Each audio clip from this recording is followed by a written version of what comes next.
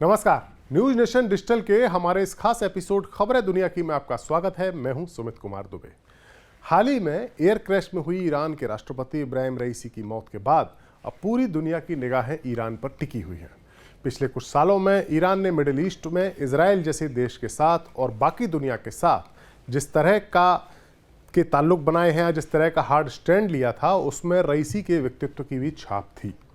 Iran की रणनीति अब आगे कैसी रहने वाली है, इसे लेकर तमाम देशों में दिलचस्पी बनी हुई है और पूरी दुनिया के साथ साथ भारत भी इस बात पर नज़र रखे हुए है कि रईसी के बाद ईरान में क्या बदलाव होगा या ईरान की पॉलिटिक्स या ईरान की पॉलिसीज़ में क्या कोई बदलाव आता है या नहीं।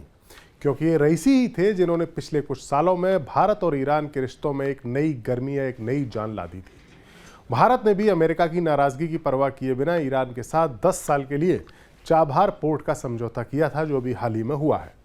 हमारे आज के इस एपिसोड में हम बात करेंगे कि ईरान भारत के लिए कितना अहम और कितना ज़रूरी है और इब्राहिम रईसी की मौत से भारत को कितना बड़ा झटका लगा है और आने वाले वक्त में ईरान का रुख भारत के लिए कितना अहम हो सकता है।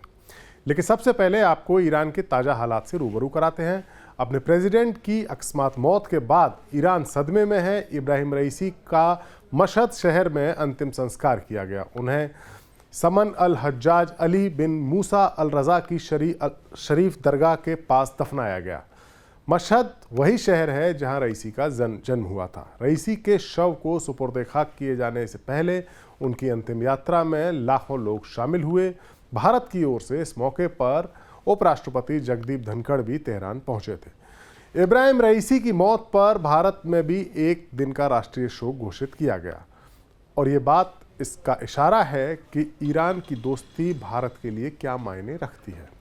2021 में ईरान के प्रेसिडेंट जब रईसी बने थे, तब अगस्त 2021 में उन्होंने ईरान के राष्ट्रपति पद की शपथ ली थी या उसे संभाला था। तब उस कार्यक्रम में कुछ चुनिंदा देशों को ही न्योता भेजा गया था और भारत उनमें से एक था।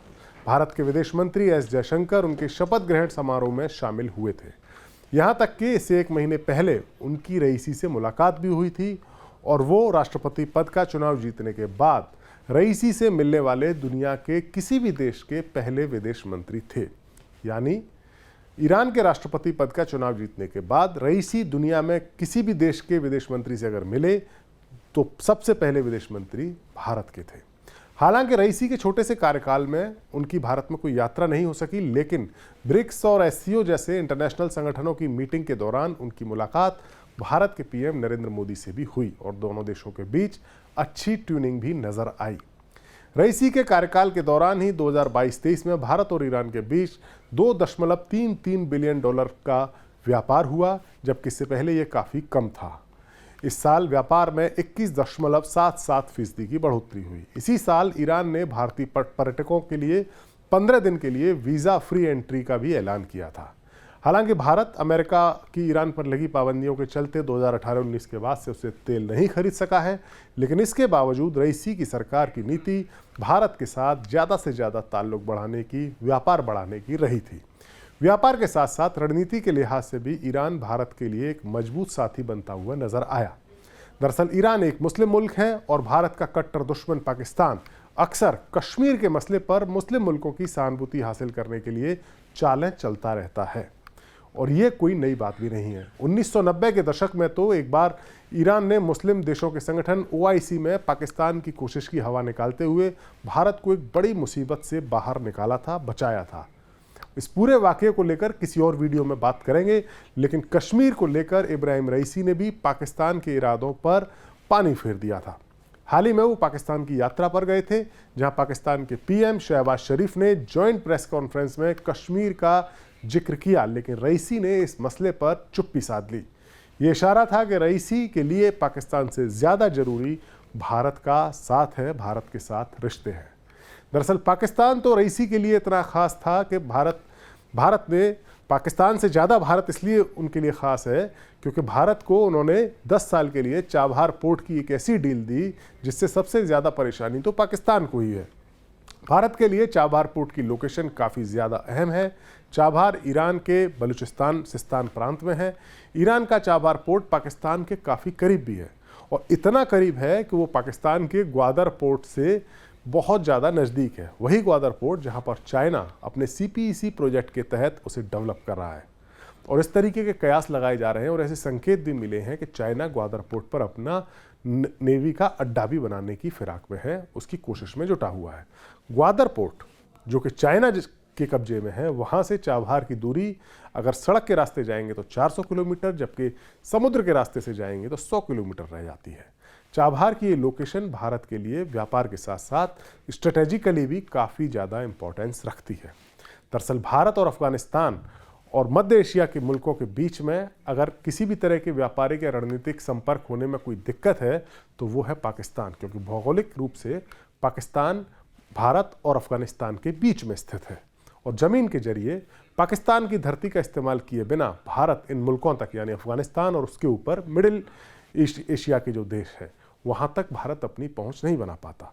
भारत की इसी मजबूरी का फ़ायदा पाकिस्तान अक्सर उठाता रहा है, लेकिन ईरान के चाबहार पोर्ट के सक्रिय हो जाने और भारत को उसकी 10 साल तक की लीज मिल जाने के बाद भारत अब पाकिस्तान को बाईपास करके समुद्र के रास्ते पहले चाबहार पहुंच सकता है और फिर वहां से ज़मीनी रास्ते से अफगानिस्तान और मिडिल एशिया के बाकी देशों के यहाँ पहुंच सकता है। अफगानिस्तान को भारत मदद पहुंचा सकता है, अफगानिस्तान को जिन चीज़ों की ज़रूरत है वो पहुंचा सकता है। अफगानिस्तान में इस समय तालिबान का शासन है।